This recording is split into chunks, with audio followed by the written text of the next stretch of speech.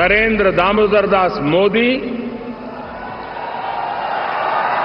ईश्वर की शपथ लेता हूं कि जो विषय संघ के प्रधानमंत्री के रूप में मेरे विचार के लिए लाया जाएगा अथवा मुझे ज्ञात होगा, उसे किसी व्यक्ति या व्यक्तियों को तब के सिवाय जबकि प्रधानमंत्री के रूप में अपने कर्तव्यों के सम्यक निर्वहन के लिए ऐसा करना अपेक्षित हो, मैं प्रत्यक्ष अथवा अप्रत्यक्ष रूप से संसूचित या प्रकट नहीं करूंगा।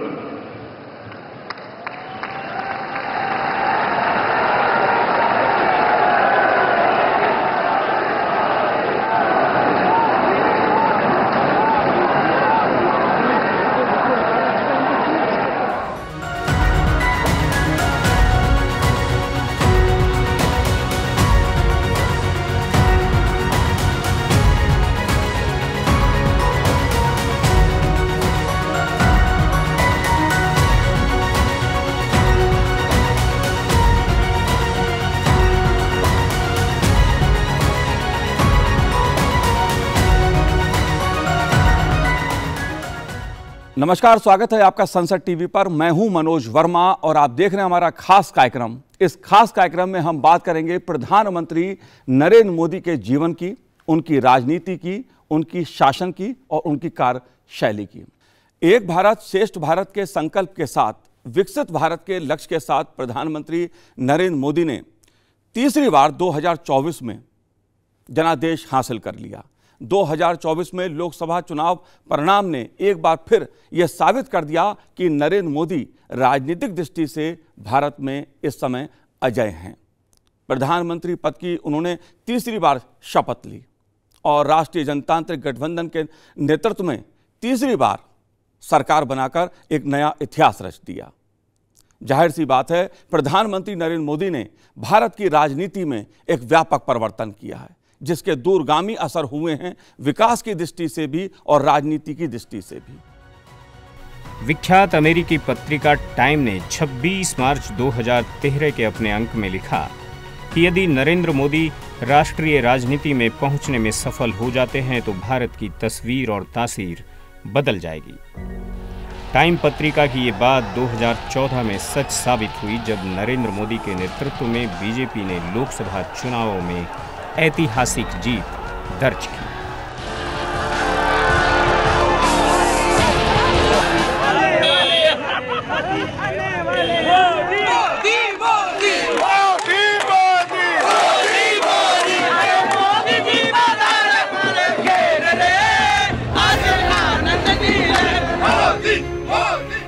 नरेंद्र मोदी भारत के प्रधानमंत्री बने और उनके नेतृत्व में राष्ट्र निर्माण का जो भगीरथी कार्य शुरू हुआ, उसने नरेंद्र मोदी को 2019 के लोकसभा चुनाव में भी अजय बना दिया। इस दौरान भारत की तस्वीर और तासीर दोनों तेजी से बदलने लगी और इसका श्रेय यदि किसी को जाता है तो वो हैं भारत के प्रधानमंत्री नरेंद्र मोदी। नरेंद्र मोदी के कहीं जाने पर भीड़ मंत्रमुग्ध सी खिंची चली आती है।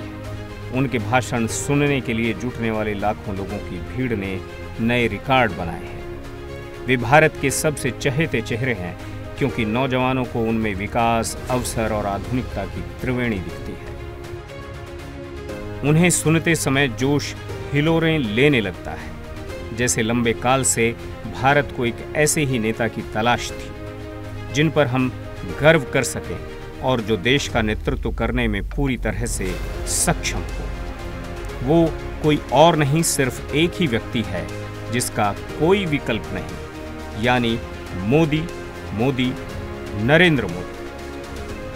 दरअसल नरेंद्र मोदी का जीवन एक कहानी सा है। व्यक्ति सन्यासी बनने के उद्देश्य से घर गांव छोड़ता है और नियति उसे शासक बना देती है। दरअसल प्रधानमंत्री नरेंद्र मोदी का जो जीवन है वो संघर्षों से भरा जीवन है। कभी उन्होंने अपने जीवन में भिक्षा मांगकर जीवन यापन किया, तो कभी चायवाला बनकर उन्होंने अपने जीवन को आगे बढ़ाया। और इन संघर्षों के बीच नरेंद्र मोदी ने उन ऊंचाइयों को छुआ जो आज हर किसी के लिए एक मिसाल बन गई। कैसे बन गई, देखिए इस रिपोर्ट में। नरेंद्र मोदी एक ऐसा व्यक्तित्व जिसका बचपन संघर्षों में बीता, कभी चाय बेचकर तो कभी भिक्षा मांगकर। नरेंद्र मोदी देश के पहले प्रधानमंत्री हैं जिनका जन्म आज़ादी के बाद 17 सितंबर 1950 को गुजरात के वडनगर मेहसाणा में हुआ।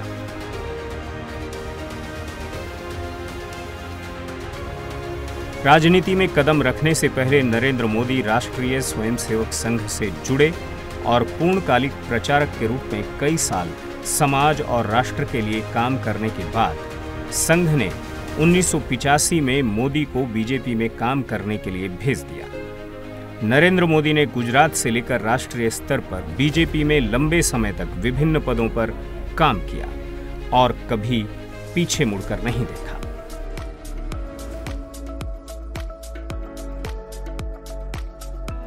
प्रधानमंत्री बनने से पहले अपने गृह राज्य गुजरात को विकास के कई मानकों में भारत का नंबर 1 राज्य बना देने वाले नरेंद्र मोदी भारतीय राजनीति के सबसे सुदृढ़ राजनेता हैं। वे व्यक्तिगत लोकप्रियता में अमेरिका के राष्ट्रपति से आगे हैं और दुनिया में सबसे ज्यादा उनके बारे में जानने की उत्सुकता देखने को मिलती है। दुनिया के शक्तिशाली राष्ट्र भारत का सम्मान करते हैं और प्रधानमंत्री नरेंद्र मोदी को सम्मानित। नरेंद्र मोदी के पास न कोई घरेलू संपत्ति है, न जमीन जायदाद और न कोई खास बैंक बैलेंस, और न ही उन पर कोई भ्रष्टाचार का दाग है।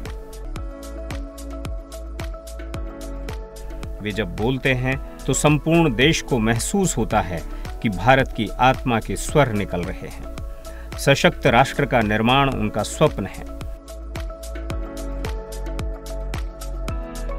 उच्च तकनीक और अत्याधुनिकीकरण उनका माध्यम है, तो भारतीय संस्कृति की रक्षा उनका कर्तव्य।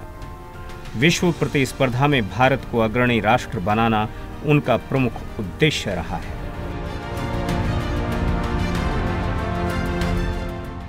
असल में नरेंद्र मोदी आम भारतीयों के लंबे संघर्ष के नायक हैं। उनका बचपन अस्पृश्यता विरोध, गरीबों की मदद, 1962 के भारत चीन युद्ध के दौरान सैनिकों की सेवा में लगा, तो उनकी तरुणाई 1967 के गोरक्षा आंदोलन को कुचले जाने के खिलाफ उद्वेलन और उनकी युवावस्था गुजरात में व्याप्त भ्रष्टाचार के खिलाफ नवनिर्माण आंदोलन और आपातकाल के नाम पर इंदिरा गांधी की तानाशाही के खिलाफ लोकतंत्र की रक्षा के संघर्षों में।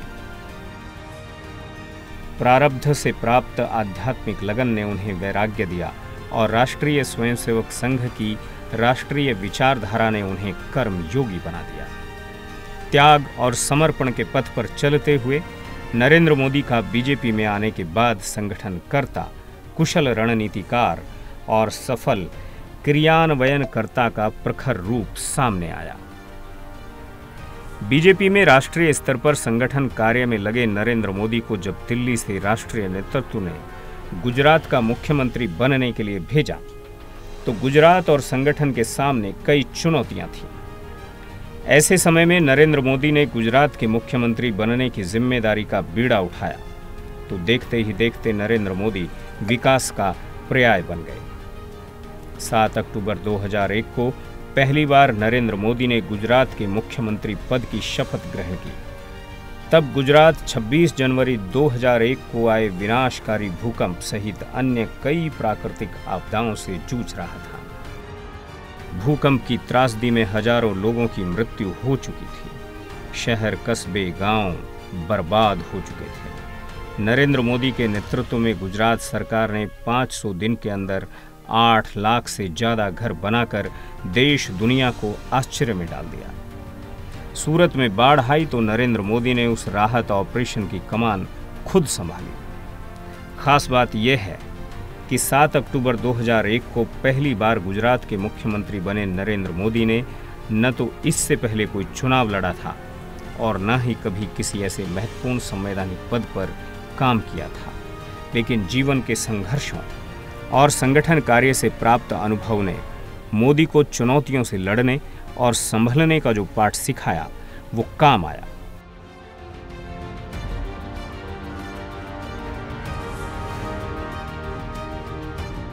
नरेंद्र मोदी ने अपना पहला चुनाव फरवरी 2002 में राजकोट द्वितीय निर्वाचन क्षेत्र से गुजरात विधानसभा के लिए उपचुनाव में लड़ा।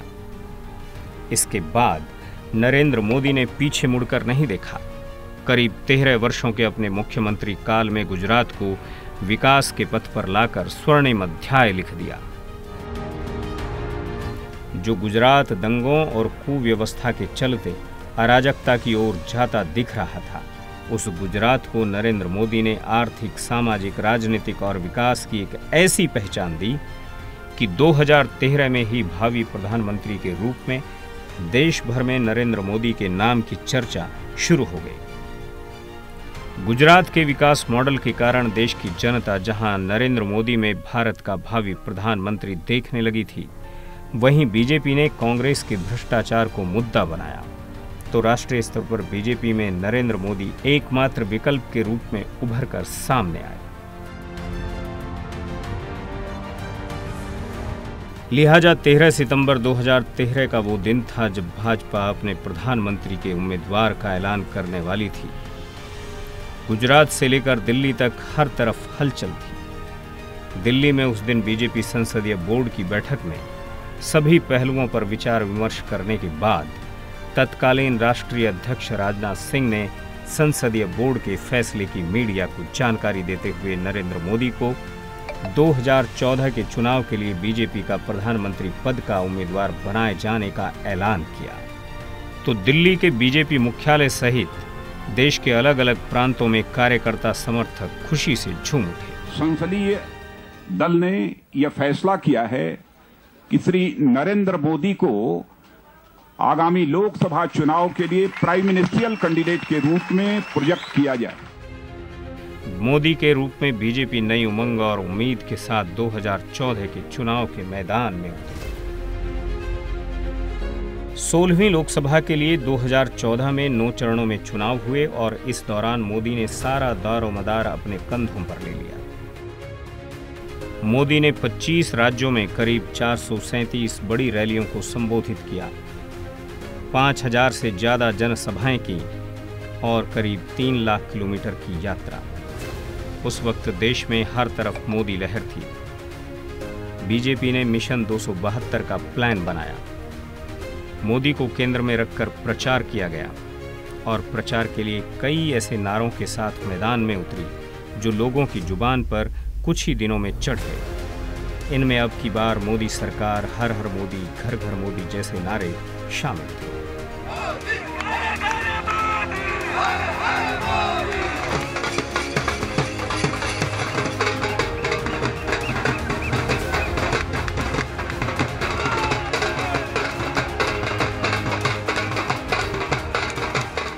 असल में तो 2014 के लोकसभा चुनाव में नरेंद्र मोदी के करिश्माई नेतृत्व का ही नतीजा था कि बीजेपी ने ऐतिहासिक जीत हासिल की। मोदी के नेतृत्व में बीजेपी ने 30 साल का रिकॉर्ड तोड़ते हुए अपने दम पर बहुमत हासिल कर लिया। इसलिए राजनीति में तारीखों का बड़ा महत्व होता है और इन्हीं तारीखों में अगर 10 साल पीछे चले जाएं तो 16 मई 2014 को 16वीं लोकसभा के चुनावी नतीजे आए थे। उस दिन सुबह 11 बजे ही ये साफ हो गया था कि सत्ता का पासा पलट चुका है। सत्ता एक परिवार के हाथों से छिनने जा रही है। देश का प्रधानमंत्री किसी राजनीतिक परिवार की दया दृष्टि से नहीं, बल्कि जनता की मर्जी से चुना हुआ एक साधारण पृष्ठभूमि का व्यक्ति बनने वाला है, और हुआ भी यही। बीजेपी को ऐतिहासिक विजय का ताज जनता ने पहना दिया था। बीजेपी ने पहली बार अपने दम पर बहुमत का स्पष्ट आंकड़ा पार करते हुए 282 सीटों तक पहुंच बनाई। 20 मई 2014 को संसदीय इतिहास में पहली बार कुछ ऐसा हुआ जिसकी उम्मीद किसी को नहीं थी। प्रधानमंत्री पद की शपथ लेने से पहले पहली बार संसद भवन पहुंचे नरेंद्र मोदी ने लोकतंत्र के मंदिर की सीढ़ियों पर माथा टेका और लोकतंत्र के मंदिर के प्रति अपना आभार जताया।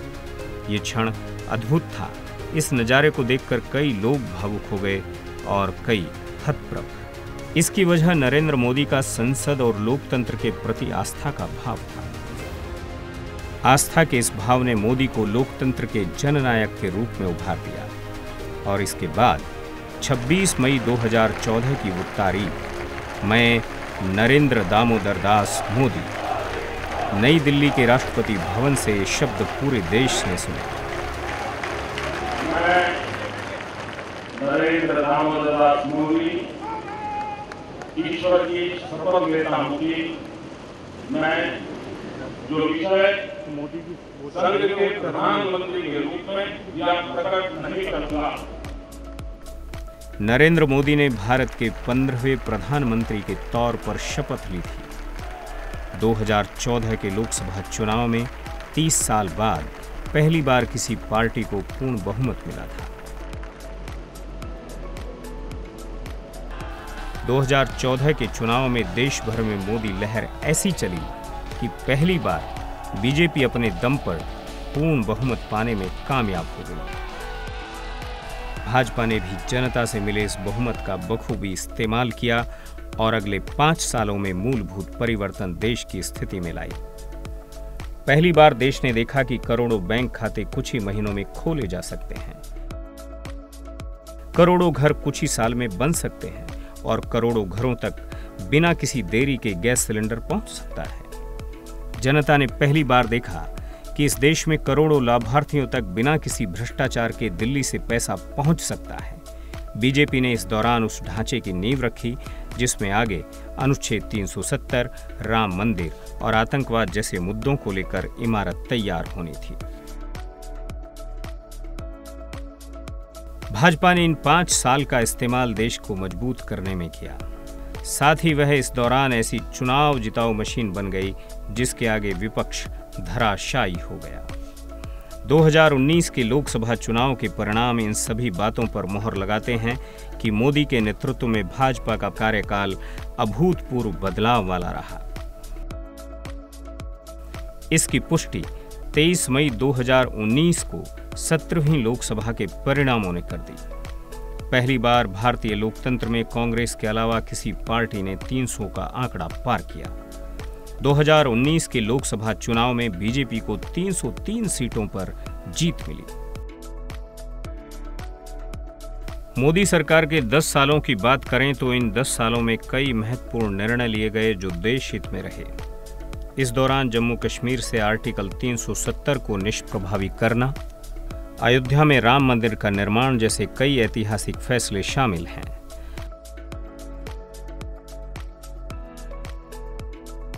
मोदी सरकार में न्याय व्यवस्था को सुधारने के क्रम में कई कानूनों को खत्म किया गया। मुस्लिम महिलाओं को 3 तलाक से निजात दिलाने के लिए कदम उठाया गया। इस दौरान भारत ने विकास के कई नए प्रतिमान गढ़े। अर्थव्यवस्था की उड़ान हो या बुनियादी ढांचों में आमूल-चूल परिवर्तन, राष्ट्रीय सुरक्षा का मामला हो या फिर विदेश नीति, कल्याणकारी योजनाओं की बात हो या फिर सामाजिक सांस्कृतिक चेतना को नई धार देने का मुद्दा हो, मोदी सरकार ने हर दिशा में बड़े बड़े कदम उठाए। प्रधानमंत्री नरेंद्र मोदी के नेतृत्व में भारत की सेना ने पाकिस्तान में आतंकवादियों के खिलाफ सर्जिकल स्ट्राइक कर दुनिया को बता दिया कि भारत देश के दुश्मन आतंकियों को घर में घुसकर मारने का दम रखता है। मोदी सरकार की कल्याणकारी योजनाओं ने समाज के हर वर्ग को किसी न किसी रूप में छुआ। जनधन खाते, डीबीटी, बिजली, पानी, सड़क और शौचालय जैसी सुविधाएं गरीब व्यक्ति तक पहुंचने की योजनाओं ने जमीनी स्तर पर एक क्रांति ला दी। इन योजनाओं ने देश के गरीब से गरीब व्यक्ति को भी सम्मान और सुरक्षा के भाव से भर दिया। कोविड काल के दौरान अन्य देशों की सहायता से लेकर G20 के सफल क्रियान्वयन तक मोदी सरकार ने दुनिया को अपनी बेहतरीन रणनीति से अवगत कराया। इससे दुनिया भर में भारत एक वैश्विक शक्ति के रूप में उभरकर सामने आया।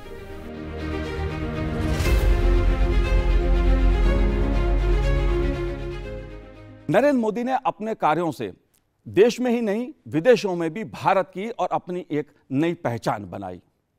प्रधानमंत्री नरेंद्र मोदी की लोकप्रियता दुनिया में सबसे ज्यादा आंकी गई। कई दुनिया के शक्तिशाली देशों के प्रमुखों को उन्होंने लोकप्रियता के मामले में पीछे छोड़ दिया, और वो इसलिए हुआ क्योंकि उन्होंने राष्ट्रीय और अंतर्राष्ट्रीय स्तर पर इस तरह के कार्य किए जिसकी गूंज दुनिया ने सुनी। प्रधानमंत्री नरेंद्र मोदी भारतीय राजनीति में विश्वास और विकास के जननायक बनकर उभरे तो वैश्विक पटल पर महानायक बनकर देश और दुनिया को कई वैश्विक मुद्दों पर दिशा दिखाई। जब बरसों पुरानी चुनौतियां हमसे नए समाधान मांग रही है, 21वीं सदी का यह समय पूरी दुनिया को नई दिशा दिखाने वाला और नई दिशा देने वाला एक महत्वपूर्ण समय है। मोदी के नेतृत्व में भारत में राष्ट्रवाद का रंग और गहरा हुआ और भारत विश्व गुरु बनने की राह पर चल पड़ा। आज भारत ही नहीं बल्कि दुनिया भर में अगर कोई सबसे ज्यादा लोकप्रिय हस्ती है तो वो हैं भारत के प्रधानमंत्री Narendra Modi. I said to my friend the Prime Minister before, the last time I saw someone on the stage here was Bruce Springsteen, and he didn't get the welcome that Prime Minister Modi has got. Prime Minister Modi is the boss. उन्होंने विश्व के नेताओं के बीच सर्वोच्च स्थान बनाते हुए भारत को भी शिखर तक पहुंचाया। दुनिया की सबसे लोकप्रिय राजनीतिक हस्तियों में शामिल नरेंद्र मोदी का नाम उनके व्यक्तित्व, कार्यशाली दृढ़ निश्चय और क्षमता के कारण न सिर्फ भारत में बल्कि विश्व पटल पर गूंज रहा है। Man and India has been making great strides in its development under his leadership, so this fully meets the interests of both India and Russia to work on this agenda. So make no mistake, we will move toward these results and we will achieve them. Modi is a very skilled political player. He is one of the most skilled politicians I've ever seen. And I think he has very skillfully managed his public perception. Now, he has been able to also marshal the resources of the government. He is, of course, the Prime Minister, of course, touting his achievements enormously, but at the same time, reminding you that he does not come from the gilded elite of India, that he is not, part of the Nehru Gandhi family, that he comes from the chaiwala background. There is a certain way in which he's trying to achieve both. यही कारण है कि अंतर्राष्ट्रीय स्तर पर होने वाले सर्वेक्षणों में नरेंद्र मोदी को दुनिया के सबसे शक्तिशाली और लोकप्रिय व्यक्ति के रूप में शुमार किया जाता है। The life of Prime Minister Modi underscores the limitless promise of this great nation. He started out by his father's side as a chiwala, a tea seller. When he was a young man, he worked at a cafeteria in this city. Stand up.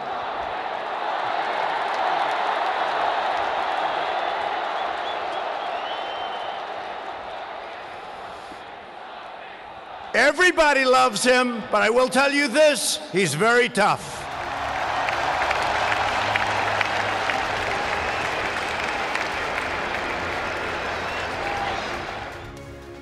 Global leader approval सर्वेक्षण के मुताबिक वे लगातार दुनिया में top पर बने हुए हैं।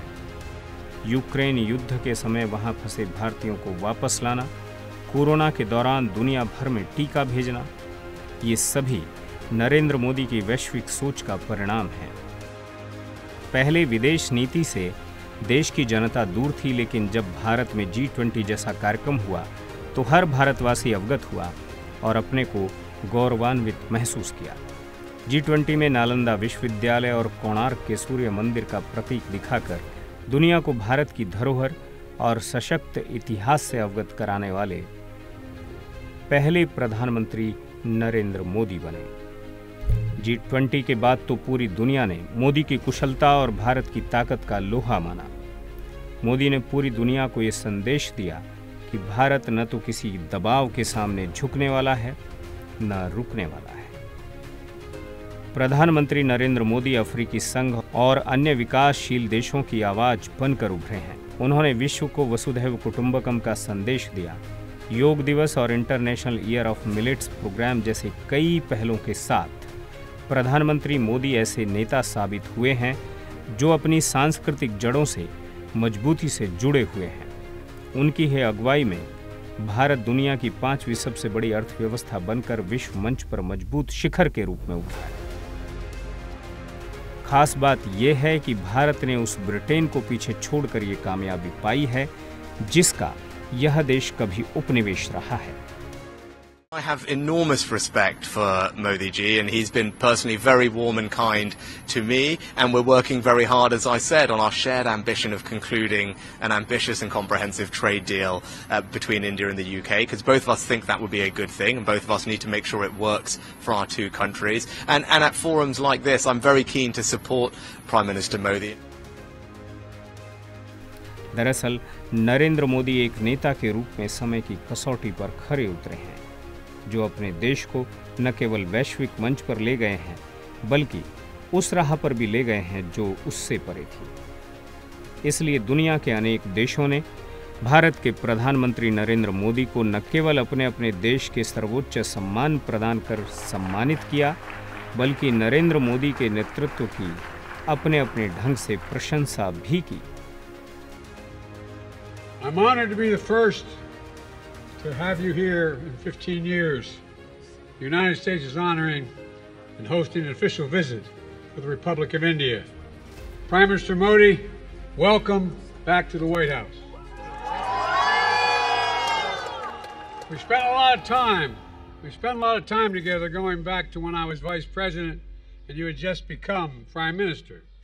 And since I've become President, we've continued a relationship built on mutual trust, candor, and respect. Two great nations, two great friends, two great powers that can define the course of the 21st century.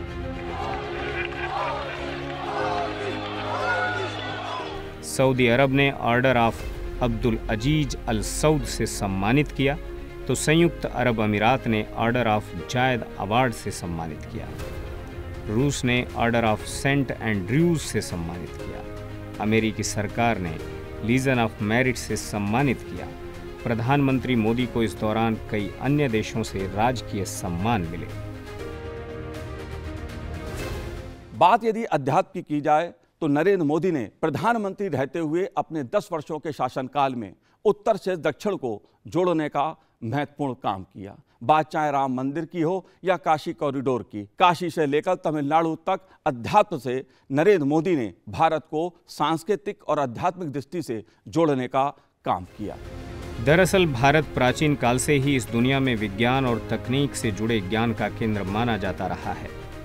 बीच में एक दौर ऐसा भी आया जब विदेशी शासकों और औपनिवेशिक युग ने कई प्रमुख संस्थानों को इतना नुकसान पहुंचाया कि उन्हें आज तक फिर जिंदा नहीं किया जा सका। लेकिन देश काल परिस्थिति के महत्व का वर्णन प्राचीन पवित्र ग्रंथों में रहा है और बीते 10 वर्षों में देश ने धर्म के प्रति समग्र दृष्टिकोण में बड़े और स्पष्ट बदलाव होते देखे हैं। भू राजनीति से लेकर हमारी विदेश नीति तक भारतीय बोध के एकीकरण ने भारत को देखने वाले दुनिया के नजरिए पर जबरदस्त प्रभाव डाला है। प्रधानमंत्री नरेंद्र मोदी की अगुवाई में आज भारत 21वीं सदी की सबसे जागृत अवस्था में है। राष्ट्र की इस दिव्यता के पीछे जो प्रचुर आस्था है, उसे बस राजनीतिक इच्छा शक्ति के रूप में देखना सतही होगा। प्रधानमंत्री नरेंद्र मोदी ने गवर्नेंस के हर पहलू में बेहतर प्रदर्शन किया है और भारत को आध्यात्मिकता, तकनीक और अर्थव्यवस्था के क्षेत्र में दुनिया में अग्रणी लोकतंत्र बनाया है। हर तरह से देश को एकजुट करने में प्रधानमंत्री नरेंद्र मोदी ने जो सफलता हासिल की है वह कोई दूसरा प्रधानमंत्री नहीं कर सका।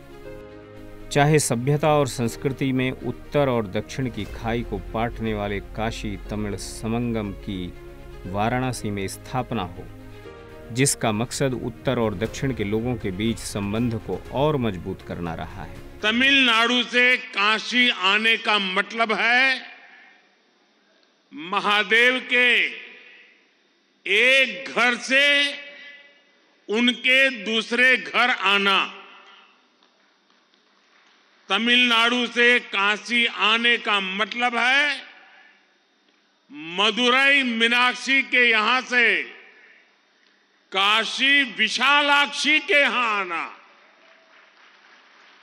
इसलिए तमिलनाडु और काशी वासियों के बीच हृदय में जो प्रेम है, जो संबंध है, वो अलग भी है और अद्वितीय भी है। तालिबान के आने के बाद अफगानिस्तान से सिखों और गुरु ग्रंथ साहिब के 3 स्वरूपों की सम्मानजनक वापसी को भी इसमें याद किया जाएगा। सिखों के 10वें गुरु गुरु गोविंद सिंह के 4 बेटों की शहादत को वीर बाल दिवस के रूप में मनाए जाने का पीएम मोदी का ऐलान भी ऐतिहासिक कदम रहा। संसद की नई इमारत के निर्माण और इसकी शुरुआत ने भी भारत के स्वर्ण युग की यादें ताजा कर दी।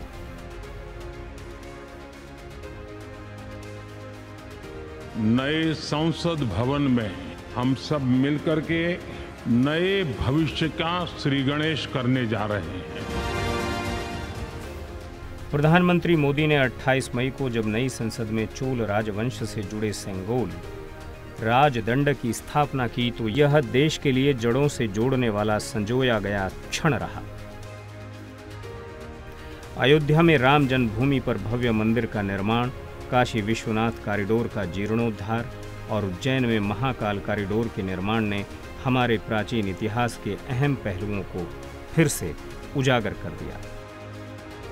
प्रधानमंत्री नरेंद्र मोदी ने अपने नेतृत्व से भारत की आध्यात्मिक विरासत को देश की एकता के साथ जोड़ने का काम किया। धर्म के प्रति अटूट प्रतिबद्धता के जरिए उन्होंने ऐसे कई कार्यक्रम शुरू किए जो 2024 में भी बेहतर अवसरों के साथ भारत को उज्जवल भविष्य की ओर ले जा रहे हैं।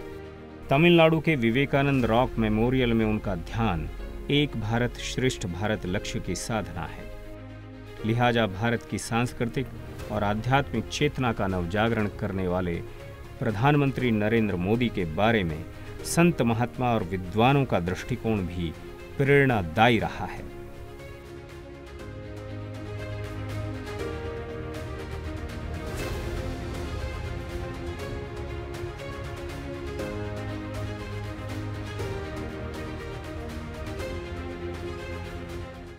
तो इस कार्यक्रम में इतना ही। मुझे दीजिए आज्ञा। नमस्कार।